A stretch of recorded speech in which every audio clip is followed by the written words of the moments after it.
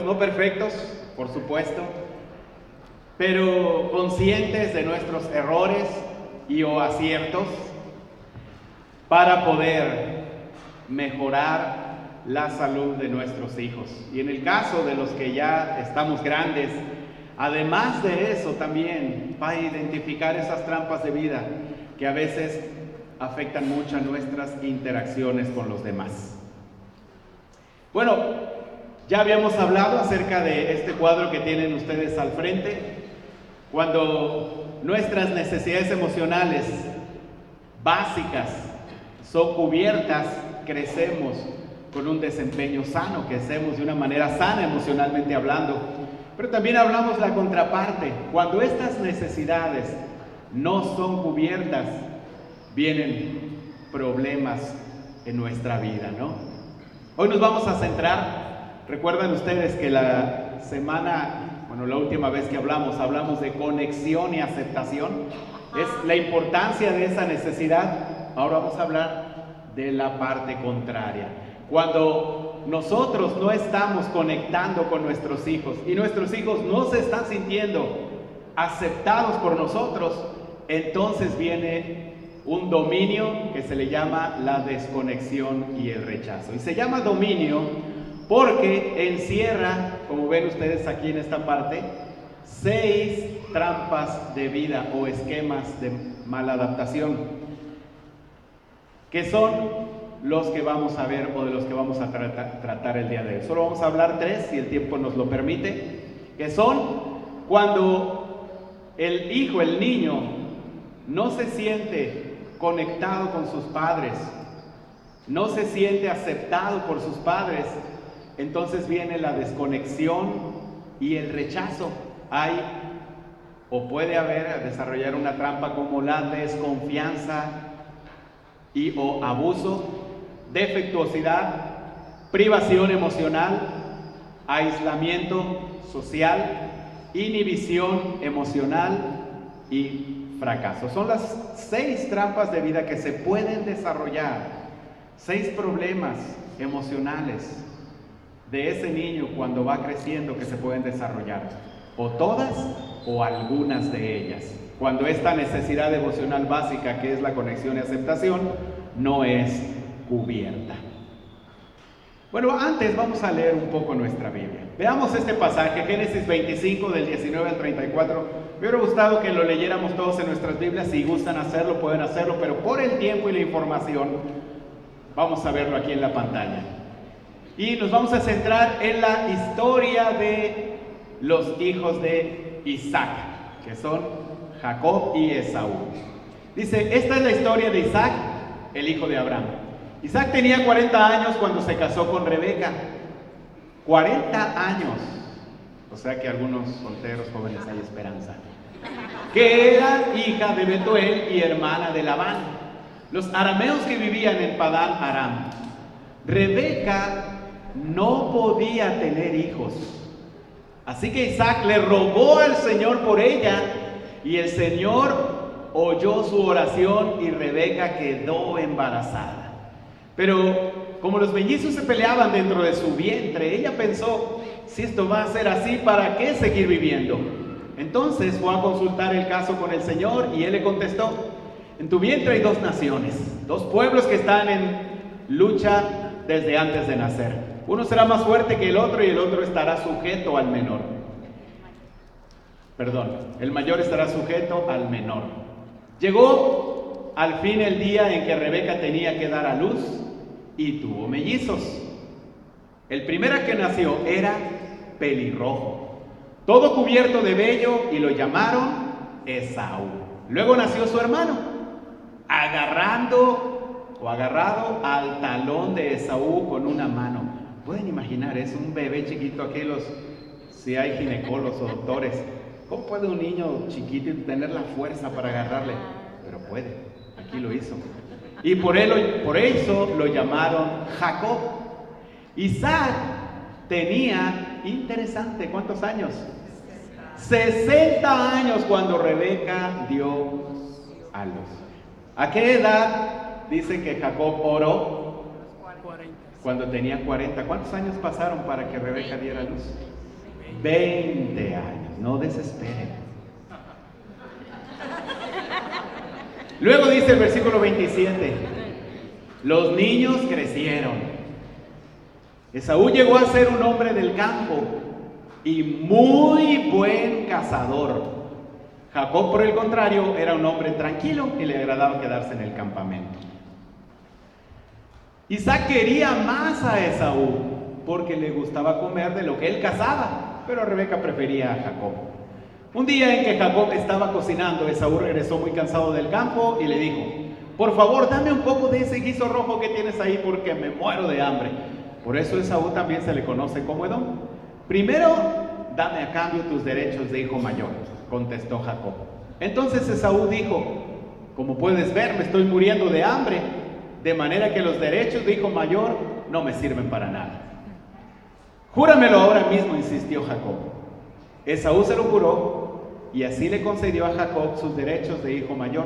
Entonces Jacob le dio a Esaú pan y guisado de lentejas. Cuando Esaú terminó de comer y beber, se levantó y se fue sin dar ninguna importancia a sus derechos de hijo mayor. Bueno, seguramente muchos de ustedes conocen muy bien esta historia. La historia continúa. Todos saben muy bien que Jacob mintió para hacerse de esos derechos de hijo mayor, engañando a su padre, y empieza un problema tremendo entre estos dos hermanos. Años de persecución, de odio, de coraje, de miedo, de temor. Bueno, sin embargo, en esta historia hay algo que yo quisiera solamente que reflexionáramos todos. Algunas preguntas. ¿Cuáles eran las fortalezas y debilidades que tenían tanto Esaú como Jacob? Háganse esa pregunta. ¿Qué fortalezas, alguna fortaleza que ustedes veían en Esaú? Su fuerza. ¿Qué más? Trabajador. Buen cazador. Ahora, algunas de Jacob. Tranquilo. Buen cocinero, exactamente. Listo. En Génesis 25-28 dice, ¿en qué medida crees que el favoritismo de los padres realizado por Isaac y Rebeca con Esaú y Jacob respectivamente afectó la relación entre los dos hermanos? Si vieron ustedes que Isaac favorecía a uno y Rebeca favorecía al otro. De repente no les hace por ahí conocida esa historia. Ah, sí, mi papá tenía sus favoritos. Mientras no haya sido tú el favorito, capaz que todos ustedes fueron hijos favoritos de sus hijos. Perdón, de sus padres. ¿Crees que Esaú se sentía que tenía un aspecto diferente? ¿Cómo era Esaú? Pelirrojo, ¿verdad? Velludo también. ¿Se sentía aceptado por Rebeca? ¿Tú crees que se podía haber sentido Esaú aceptado por Rebeca? Tal vez no. Quizás hasta él pensaba, no será por mi color de piel o porque soy velludo. Tal vez se sentía defectuoso, como dice ahí internamente. ¿Crees que sentía que él encajaba? Dice que él se iba, todo el día estaba fuera de casa. ¿Quién era el que se quedaba en casa con mamá? Jacob. Esaú se iba y se perdía, casi ni estaba en casa. ¿Cómo se sentía Jacob de no poder estar a la altura de las habilidades de caza, de la habilidades de caza, ni del espíritu aventurero de su hermano? Muy diferente Jacob de Esaú. Y posiblemente su padre alababa esas fortalezas de Esaú, pero no las veía en Jacob. ¿Se sentiría aceptado por Isaac o quizás sintió que había algo malo en él? Reflexiona respecto a en qué medida el tema de la bendición al hijo mayor, que así estaba programada, o la primogenitura pudo haber sido algo de lo cual discutían y hablaban entre ellos mientras iban creciendo. Por supuesto que Jacob y Esaú sabían del tema, por eso Jacob le dijo a Esaú, véndemela por esta comida que te voy a dar, porque era un tema que se escuchaba y sus padres lo decían delante de los hijos. La bendición va a ser para Esaú. Y seguramente Rebeca decía, pero ¿por qué para Esaú? También para Jacob. Acuérdense que tenían favoritismos. Considerando la relación entre Jacob e Isaac, ¿cuáles de las necesidades básicas emocionales de Jacob probablemente no fueron cubiertas por su padre? Tal vez conexión y aceptación. ¿Por qué? Porque su padre se conectaba mejor con Esaú y no tanto con Jacob. ¿Cómo pudo afectar esto a Jacob como adolescente, cuando fue creciendo y más tarde como adulto? Todos conocen la historia de Jacob y saben algunos episodios interesantes en la vida de Jacob, de inseguridad, de dificultad para relacionarse con los demás.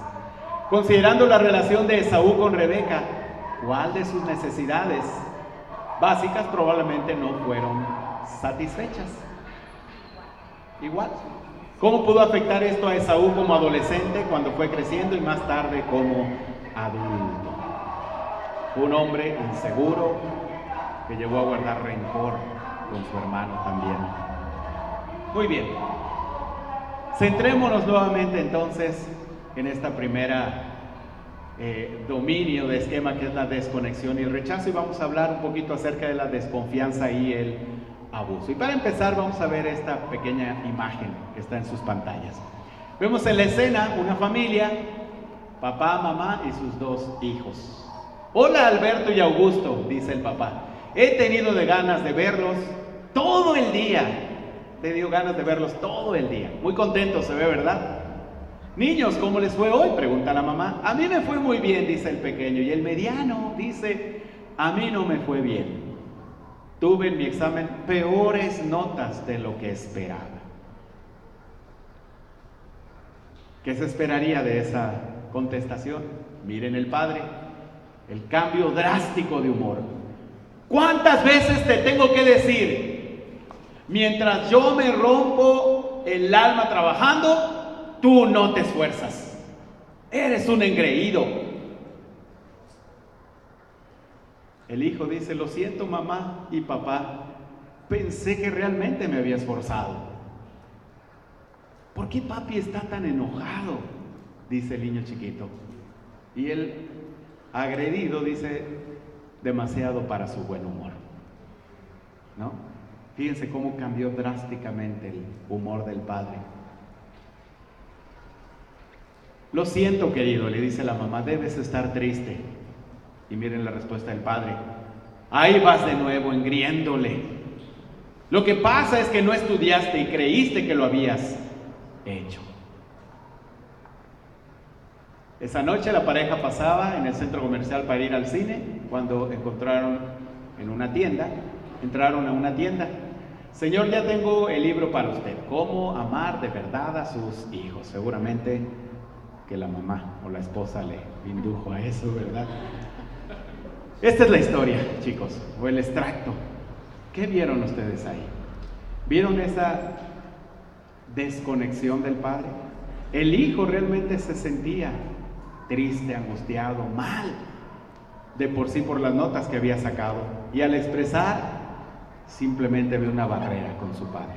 No puedo, no me entiende, no hay forma de entendernos, mi padre y yo. ¿Qué tipo de interacción exasperante se observa en la ilustración? Bueno, una muy clara, que es la subestimación. El padre subestimó el potencial del hijo solamente por una mala nota de calificación. Si este tipo de interacción ocurre repetidamente, el niño estará en riesgo de desarrollar esta trampa de vida, que es la de desconfianza y o abuso. ¿Cuál es el pensamiento de una persona que tiene esta trampa de vida? No puedo esperar que los demás me traten de manera equitativa, considerada o justa. Debo esperar que me lastimen emocionalmente o incluso físicamente, que me mientan, se aprovechen de mí y me manipulen. Los demás siempre tienen sus propios objetivos. Esta es la mentalidad de alguien que creció sin sentirse conectado con sus padres, sin sentirse estimado, valorado por sus padres. Va a dudar siempre de los demás. y nunca va a creer que alguien es sincero con él. ¿Cómo se desarrolla esta trampa de vida? Los niños que han sido abusados o que han atestiguado abuso casi siempre desarrollarán esta trampa de vida. Cuando el abuso sucede, sobre todo repetidas veces, los niños dejarán de confiar, producto de la necesidad de protegerse. Se volverán cautelosos y les costará mucho más que a otros el tener vínculos afectivos, hacer amigos y aceptar ayuda. Creerán que los demás tienen malas intenciones. Leerán algo negativo en las acciones de las demás personas. Tendrán dudas sobre sus motivos. Siempre caminarán desconfiados. No creo en él, no creo en ella, algo trae. Sintiendo que ellos pueden aprovecharse, los otros de él. Cargan el dolor y la desconfianza. Frecuentemente malinterpretan las palabras de los demás. Esta frase que decimos como jarrito de Tlaquepaque o de Tonalá es propio cuando tenemos este problema de desconexión. Caen en etiquetar a los demás. Son los paladines de la justicia. Tratan frecuentemente de exponer la hipocresía de los demás a pesar de que no haya nada de eso. Tú estás mal, él, no confíes en él, él está mal, mira su cara, mira sus ojos. No puedes confiar en él. Y frecuentemente les cuesta mucho trabajo confiar en los demás. Ahora, vamos a ver cómo esta trampa de vida afectó a este muchachito en el futuro. Ahí está, casado, ella es su esposa. Tocan la puerta, toc, toc. Abre la puerta, unos jóvenes le dicen: hola, soy Marcos y este es mi amigo Francisco, con el que compartimos casa. Saben, nos acabamos de mudar al lado y les trajimos unos pastelitos. ¿Realmente qué es lo que quieren? ¿Qué están tramando? ¿Son vendedores? Pues no, trabajamos juntos. Acabamos de abrir una panadería en el centro comercial. Sabía que algo andaba escondido. Gracias por los pastelillos, dice su esposa. ¿Parecemos vendedores? Pobre, seguro se levantó mal esta mañana y tendremos que aguantarlo a vivir a su lado por los próximos 2 años. Así se desarrolla la trampa de vida de alguien con desconexión. Después es muy difícil que crean los demás y las buenas intenciones de las demás personas. Hay diferentes tipos de abuso: el físico, emocional y el sexual, junto al abuso por descuido o abandono. Los 3 son muy importantes, no podemos subestimar ninguno de los 3. ¿Cuál es más importante o cuál afecta más? Yo diría que los 3. No estoy seguro si uno más que otro, pero los 3 afectan muchísimo. Algunas de las interacciones exasperantes consisten en el abuso verbal: no eres nada, porque ese es el informe, ese es el mensaje que podemos dar. No debemos permitirnos a nosotros mismos ningún margen de libertad cuando se trata del abuso. Miren, hablar del abuso físico, emocional y sexual es grave, pero el abuso sexual es tan grave y deja tan secuelas tan fuertes que más adelante nos vamos a tomar un tiempo para hablar un poquito. Es muy importante. Gracias al perdón que Dios nos da y el perdón y el amor de Dios que nos permite perdonar a otros, podríamos superar con dificultad, pero puede superar este problema del abuso. Pero si tenemos hijos, debemos asegurarnos, tomando todas las medidas de precaución para cuidar a nuestros hijos del abuso sexual. Por eso será importante que más adelante tomamos un compendio completo, una clase completa para hablar de ello. Ambiente en el que pudo haberse desenvuelto esta trampa de vida: la desconfianza. El niño fue abusado física, verbal o sexualmente por uno de sus padres, un pariente, un maestro, u otro adulto, que puede ser lo más común, cercano. O los hermanos del niño peleaban con él frecuentemente y sus padres lo permitieron, no lo protegieron. Había mucha tensión en el hogar del niño. Por ejemplo, el niño fue testigo de cómo el padre abusaba de la mamá, o a veces de los conflictos tan fuertes y repetitivos que algunas veces llegan hasta los golpes entre papá y mamá. Terminan desarrollando este problema en los hijos. El niño crece en un hogar donde el abuso era perpetrado hacia otros y él lo observó. Tal vez el hermano o la hermana que fueron maltratados por sus padres, y el niño observó todo eso. Peligros de la desconfianza y abuso. Les es difícil confiar en otros, ya lo hablamos. Escogen paradójicamente parejas abusivas y permiten ser abusados. Acuérdense que una de las trampas de vida o reacciones es el contraataque, otro es la huida y otra es la aceptación. De alguna forma se quedan en eso. Pueden convertirse en salvadores de otros y expresar ira contra aquellos a quienes perciben como abusadores. Se enojan demasiado con quien ellos creen que están haciendo lo malo. Malinterpretan constantemente la conducta e intenciones de las personas. Algunas veces inclusive se convierten en abusadores. Proverbios 14:1 nos manda: la mujer sabia edifica su casa, la necia con sus manos la destruye.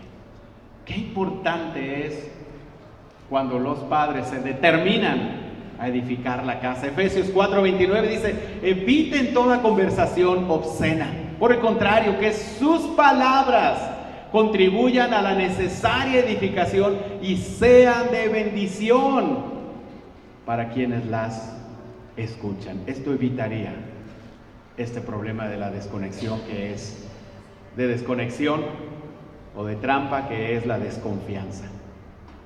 Siguiente, defectuosidad. Vamos a ver un poquito de este.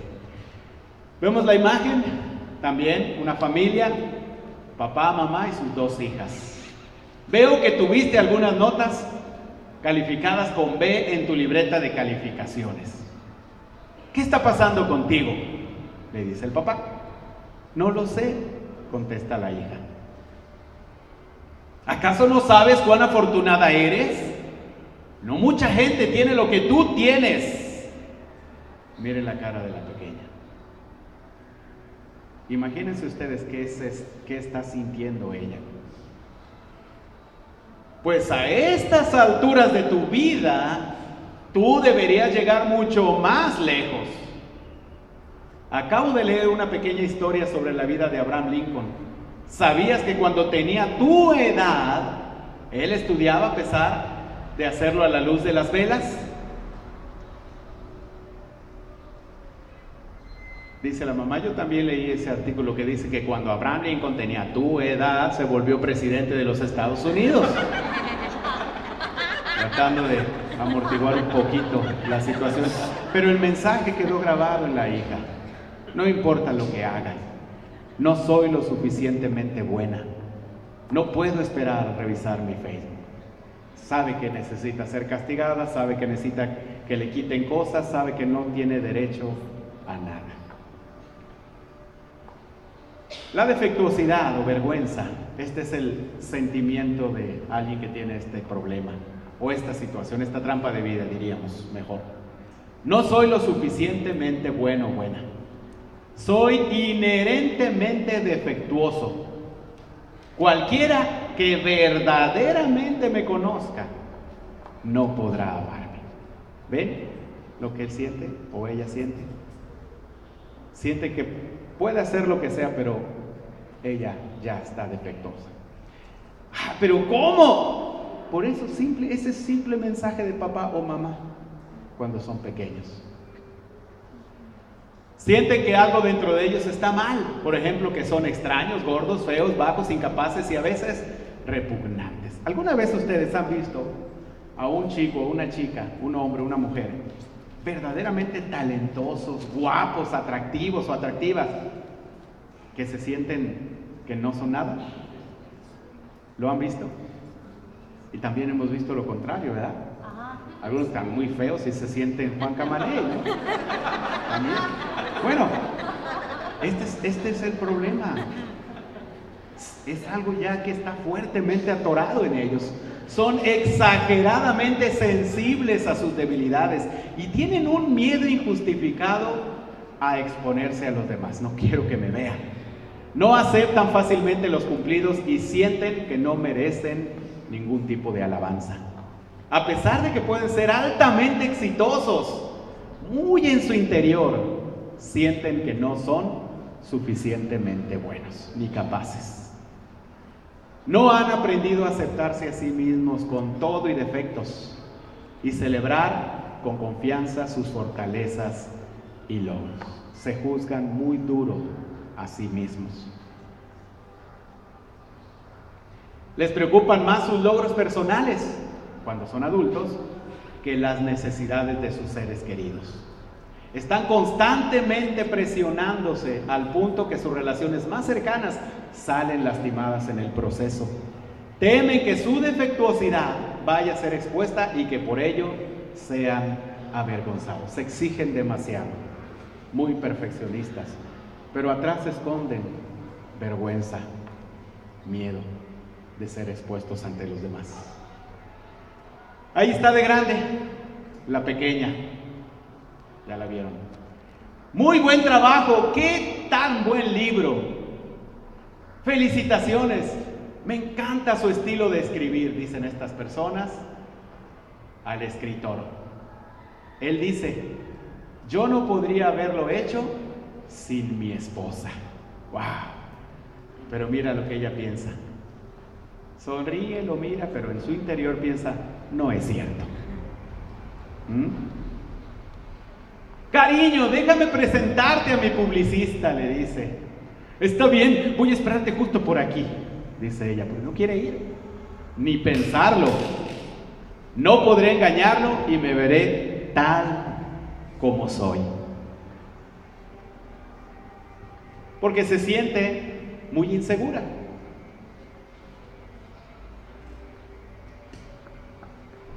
Me emociono, ¿verdad? Vamos, cariño, puedes contarle sobre tus ideas. Es importante. No me siento bien. Lo importante es que yo desaparezca de ahí.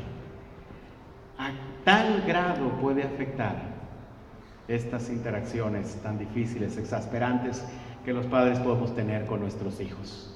Las interacciones exasperantes que causan defectuosidad, provienen de los padres y maestros. Cuando los padres usan palabras tales como inútil, idiota, estúpido o bueno para nada, ellos dejan cicatrices devastadoras en los hijos. Los padres o hermanos pueden atribuirlo a bromas inocentes, pero es completamente opuesto a construir una conexión. Ambiente en el que puede haberse desenvuelto, el niño fue comparado con otros y sintió que sus padres se decepcionaron de él. Fue culpado injustamente por supuestos errores mientras crecía. Fue criticado por al menos uno de sus padres, acusándolo de ser la oveja negra de la familia, el inútil, el lento, el tonto, el feo, el estúpido. Sus padres constantemente hablaban sobre la definición que ellos tenían de una persona exitosa y cómo su hijo no daba la talla. El niño siempre sentía que no estaba a la altura de algo. Por ejemplo, que no era lo suficientemente bueno en los estudios, o deportes, o talentos, o era talentoso o era atractivo.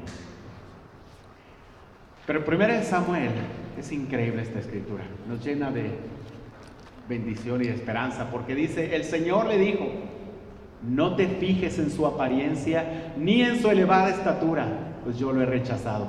No se trata de lo que el hombre ve, pues el hombre se fija en las apariencias, pero yo me fijo en el corazón. Y una y otra vez vemos a un Dios que le importa nuestro corazón, más que lo que seamos capaces de lograr o desarrollar. Y por último, terminamos con la deprivación emocional. Vemos la imagen de una niña ¿Por qué será que mamá y papá llegan tarde a la casa cada noche?, dice la niña.